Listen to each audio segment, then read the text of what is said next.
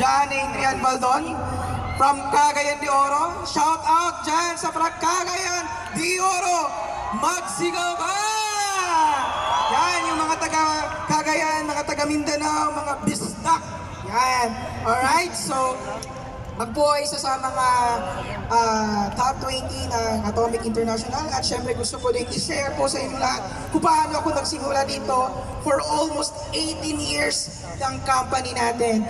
And you know what? It's good to be back here on stage.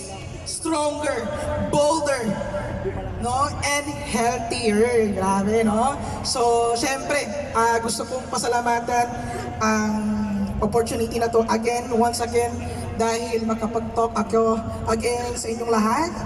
And sobrang dami pala, ganito pala yung feeling. Iba pala yung feeling last time, mas grabe to, no? So, sa hindi po nakakilala sa akin, alam ko na maraming mga tao na hindi pa nakikilala sa akin. So, start tayo, yan. Sa hindi po nakakilala sa akin, nag-start po ako dito sa AIM Global, sa EC, bilang student, part-time. Yan, sino dito yung mga estudyante? Yan, estudyante. Ano ba estudyante dito? Feeling estudyante. Yan, madaming feeling sa estudyante, no? So, syempre, bilang estudyante, gusto kong makatulong sa family mo. And gusto kong makatapos sa pag-aaral, kaya dumiskarte ako, no? Kailangan kong magtrabaho as Jollibee service crew, no? And aside from that, ayan, nagbebenta din po tayo ng mango float. Naglalako po tayo ng mango float. Imagine mo yun, estudyante ako. Habang nag-aaral ako, no, gumagawa ako ng mango float. No? Kaya kung yung ibang mga estudyante dito, pagkatapos ng pag-aaral, sa klase, no, gumigimik, no, kahit kung saan-saan, gumagala. Sa akin, alam nyo, nung nag-aaral ako, kasi kung feeling ba yung iba, yung nilalaro nila ML, yung nilalaro Dota, yung sa akin naman, yung nilalaro ko yung mangga, gatas, at biskwit. Alam mo yun? Kinakaroon ko pa, yummy! Kaya maraming na bumibili sa aking mango float. Imagine mo yun, no? Nagbibenta po tayo ng mango float. At yan, dati po tayong sumasaya. Wag lang ngayon, okay? Next, ayan. This is the time na hindi ko po talaga makalimutan. Alright? Hindi ko to makalimutan kasi ito po yung pinaka-the best decision na ginawa ko sa buong buhay ko. Kasi dito ko din nakilala yung tao, nagpakilala sa akin. Siyempre, nabintahan ko lang po yung taong yan ng mango float. Yan. Kumakain ba kayo ng mango float? Yes. Kumain ba kayo? Oh, kainin niyo mamaya yung mango float ko. Di joke lang. So anyway, yan, proceed po tayo. At yung tao po yung nabentahan ko po ng mango float ay si Coach Albert Jasma. Yan, yung top 1 po ngayon ng Empowering Contribution. At ayan po, nag-decide po tayo na nag-hub. At tumuloy-tuloy po tayo. Ayan, kasama po yung mga hubbers dyan. Next po tayo, ayan. Madami ko pong ginawa. Ang dami kong activities that time offline. Sino ba itong gumagamit ng produkto ng AIM Global? Maganda ba yung produkto ng AIM Global?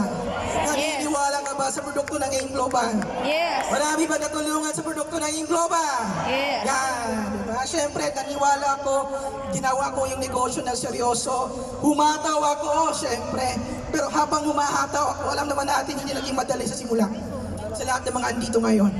Yes, hindi man nabali maging sa simula, pero ang dami kong kasabayan ngayon, na hanggang ngayon ay andito pa din, yung iba na wala na, pero tumuloy-tuloy pa din ako.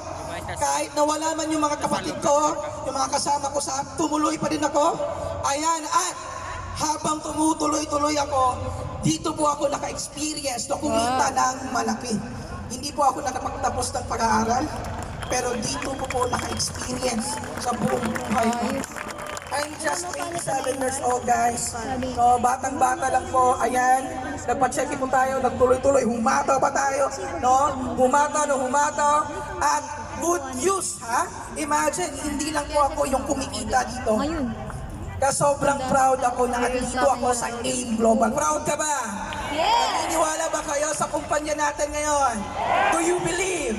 Yes. Sabi mo sa sarili mo, I love AIM Global. I love it. Minahal ko na minahal yung AIM Global. Tinodo ko dahil hindi lang ako yung kumita na malaki. at ang dami pong kumikita under sa team ko po. Ayan, next po tayo. Ayan, mga bonding namin. Ayan, mga offline, bumataw ulit. Kasi, you know what, kung kumikita ka na, hindi pwede ganun ka lang. Tumuloy-tuloy pa din ako. No, mas sinapagan ko, mas sinamahan ko, kasama yung mga hoppers ko. Shout out sa mga hoppers dyan! Mag-ihay!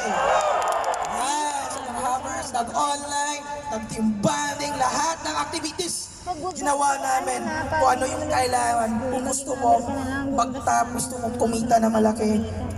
Lahat ng yan, no, lahat ng yan, alam niyo lahat ng yan, bali wala lahat, no, yung mga struggles, makakalimutan mo yung eleksyon, lahat-lahat, dahil nakapag-share po tayo last year, at lahat ng yon, ginawa ko yon dahil sa family ko, at saka po, ayan, at alam nyo, akala ko andun na nagsimula lahat.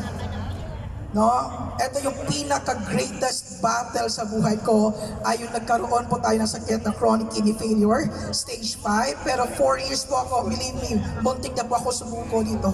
Nakakala ko na wala na akong pag-asa, pero buti na lang, andito ako sa AIM Global. Yes! Yan, palakpakan naman natin yung AIM Global. Next po tayo, tumuloy-tuloy po tayo kahit nagka-COVID po ako. Imagine ha, eto lang yung comedian, nag-COVID, okay lang ma-quarantine, basta yung income hindi nag-quarantine. No? Yun! Diba? Yan! Diba, imagine mo, kumikita ka ng 1 million, pero kahit nasa hospital ako dyan tayo, humahataw pa din ako. Nag-aatal pa din ako ng training.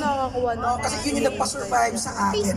Training talaga. Next po tayo, tumuloy-tuloy, ayun, nagka-resulta. Imagine mo, ayan, nagkasakyan. At hindi lang po ako yung nagkasakyan, kundi yung mga leaders ko. Ayan, next. Next, ayan, ang dami po. At ito lang, current journey ko po ay yung experience ko sa pag-kidney transplant. Again, gusto kong pasalamatan kay Lord at sa taong nagtugtong ng buhay ko. Imagine, 4 years of sacrifice. Imagine mo yun, 4 years ng sacrifice. So 4 years ka na, reject na, quit ka na. Sa akin, 4 years ako nag-sacrifice sa hospital, pabalik-balik, tumuloy pa din ako. Diba? And gusto kong pasalamatan yung donor ko, yung mama ko. Pwede ko bang makita?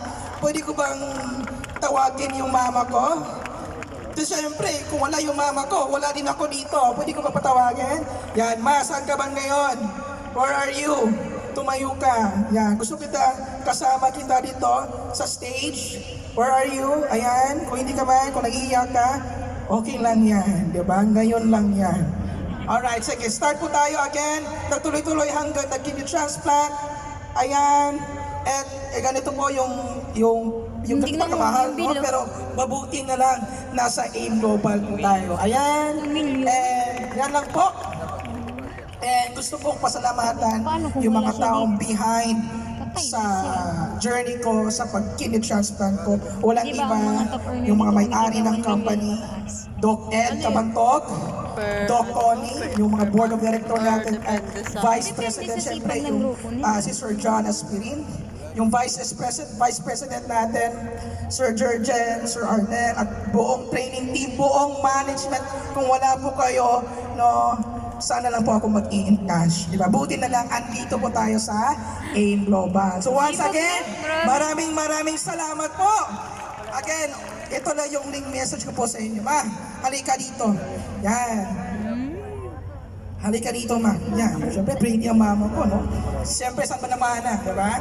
So, again, guys, no, kung nakaya ng batang nasa harapan nyo, ang daming sinakripisyo, dito lang naka-experience, dito lang po, ngayon in the history, 18 years ng company sa AIM Global, first time po magkakaroon na. Kung merong brand new car, pag merong brand new house and lot, dito lang po makaka-experience ng brand new kidney nang dahil po yan sa AIM Global. Yan. Imagine mo kung wala yung AIM Global, baka 6 feet below the ground na po ako. Kaya sobrang nagpapasalamat ako sa buong management.